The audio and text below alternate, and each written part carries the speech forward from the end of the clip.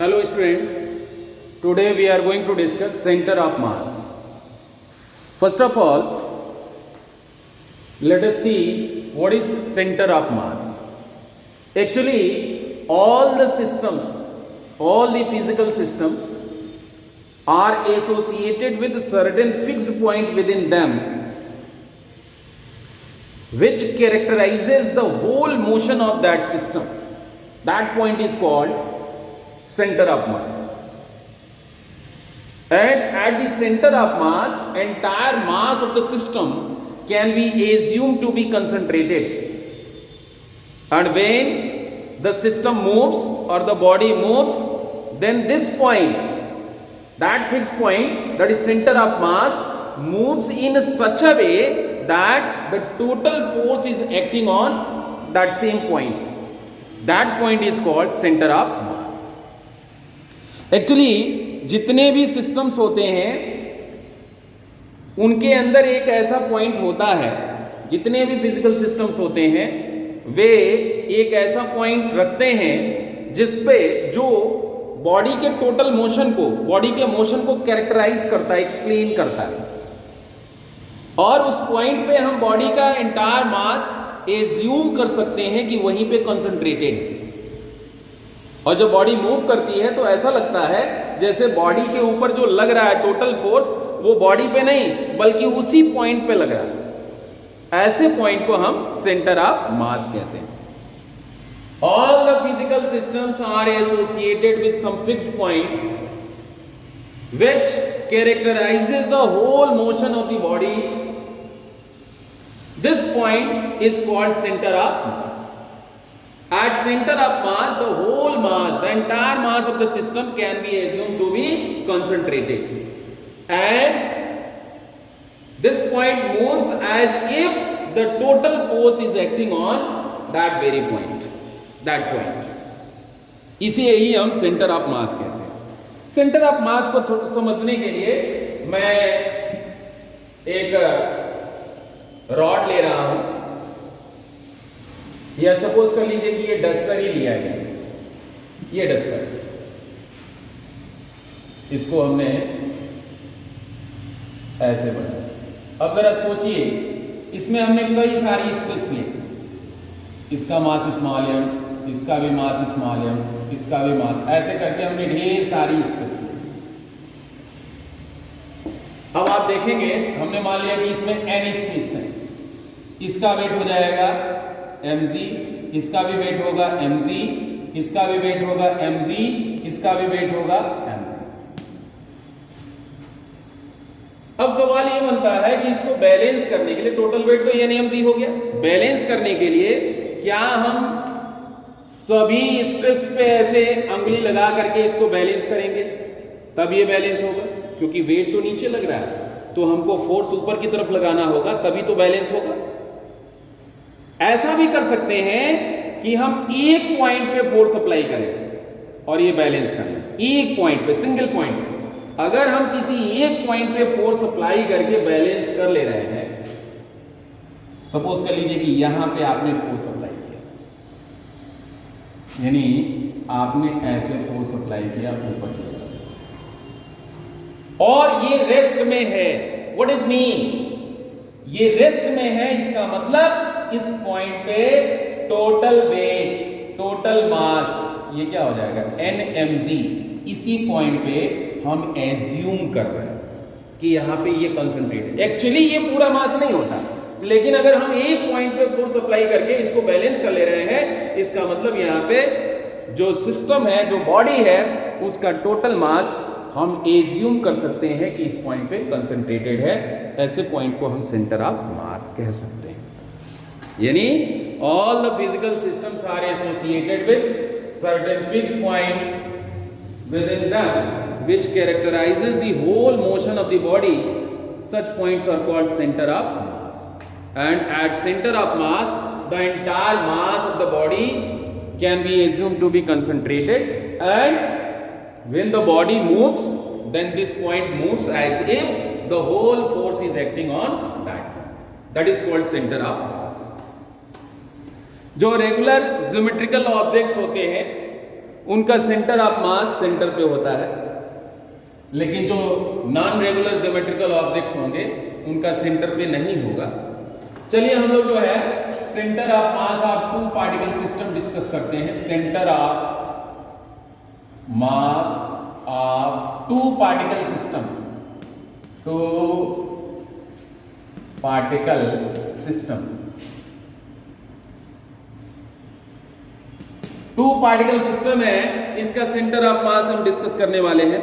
I am supposing और system of two particles m1 and m2 and their position vectors are vector r1 and vector r2. Then if the position of center of mass of this two particle system be RCM, then by the definition of center of mass, centre of mass पे body का total mass होना चाहिए। System का total mass क्या होगा? m1 plus m2, और moment of the centre of mass होगा, inertia of the centre of mass ये होगा m1 plus m2 RCM। m1 plus m2 इस पॉइंट पे एज्यूम किया जाएगा is equal to individual inertia of m1 and m2। ये होता है, ये सेंटर ऑफ मास की डेफिनेशन होती है। जब आप टोटल मास में सेंटर ऑफ मास के पोजीशन वेक्टर से मल्टीप्लाई करते हो तो ये m1 r1 plus m2 r2 के इक्वल होता है। यानी सेंटर ऑफ मास कितना मिल जाएगा? RCM is equal to m1 r1 plus m2 r2 upon m1 plus m2। ये फॉर्मूला मिल जाएगा। इस तरह से centre of mass of two particle system हम फाइंड कर सकते हैं। इसी तरह से अगर हमारे पास n पार्टिकल सिस्टम हो, m1 m2 m3 dot dot dot dot mn n particle system हो, ये ओरिजिन है, इसका पोजीशन वेक्टर हमने r1 लिया है, इसका पोजीशन वेक्टर हमने r2 लिया है, इसका पोजीशन वेक्टर हमने r3 लिया है, ऐसे तो सेंटर ऑफ मास का जो पोजीशन वेक्टर होगा RCM, सेंटर ऑफ मास पे टोटल मास क्या होगा? m1 plus m2 plus dot dot dot dot mn whole multiplied by RCM is equal to m1 r1 plus m2 r2 plus dot dot dot dot mn rn। यानी centre of mass इसका क्या हो जाएगा? इसका centre of मास हो जाएगा position vector of centre of mass of n particle system can be written as RCM is equal to, वहां से हम लिख सकते हैं m1 r1 plus m2 r2 plus dot dot dot dot mn rn whole divided by m1 plus m2 plus dot dot dot dot mn। इसको हम क्या लिख सकते हैं? इसको लिख सकते हैं हम summation mi ri, I varying from 1 to n upon summation mi I varying from 1 to n. This is the value of position vector of center of mass of n particle system. इसको आगे थोड़ा सा हम extend कर सकते हैं। Sigma mi is equal to total mass, so it will be capital M mi। ये ऐसे हम जो है सेंटर ऑफ मास लिख सकते हैं। अब यहां पे अगर सारे पार्टिकल्स के मासेस सेम हो तब क्या होगा? यदि सारे पार्टिकल्स के मासेस सेम हो तो m1 is equal to m2 is equal to m3 is equal to m dot dot dot dot mn is equal to small m है, जूम कर लें हम। इसमें केस लिख सकते हैं कि if m1 is equal to m2 is equal to dot dot dot dot mn is equal to m, तो टोटल मास क्या हो जाएगा? Total mass is equal to nm, और यहां से इस डेफिनेशन को यूज करेंगे तो RCM इज इक्वल टू मिल जाएगा आपको 1 upon nm and this is mri। m जो है इसी m से कैंसिल हो जाएगा, यानी ये हो जाएगा r1 plus r2 plus dot dot dot dot rn upon. इस तरह से इसका सेंटर ऑफ मास फाइंड कर सकते हैं। किसी फिजिकल सिस्टम का सेंटर ऑफ मास ओरिजिन पे लाई कर रहा है तो उस कंडीशन में क्या हो जाएगा, RCM इज इक्वल टू 0 हो जाएगा। और जब RCM इज इक्वल टू 0 हो जाएगा तो फिर क्या कर सकते हो, RCM इज इक्वल टू 0 है तो उस एक्सप्रेशन में 1/m summation mi/ri is equal to 0, यानी आप लिख लोगे summation mi/ri is equal to 0, ये लिखिए। तो ये centre of mass of m particle system हो गया। अगर हमको कार्टेशियन कोऑर्डिनेट सिस्टम फाइंड करना है सेंटर ऑफ मास का तो क्या करेंगे, Cartesian coordinates of centre of mass, अभी हमने लिखा था RCM is equal to 1/m summation mi/ri। Cartesian coordinates हमको लिखने हैं, इसको हम लिख पाएंगे i cap xcm plus j cap ycm plus k cap zcm is equal to 1/m, this is mi, what about ri, that is equal to I cap xi plus j cap yi plus k cap zi। अब इसमें दोनों sides में हम i cap j cap k cap के coefficients को compare कर सकते हैं। After comparison what you may right, xcm is equal to 1/m summation mi xi, i cap का कोफिशिएंट मिल जाएगा आपको, यानी m1 x1 plus m2 x2 plus m3 x3 plus dot dot dot dot mn xn अपान n जो है ये definition हो जाएगी।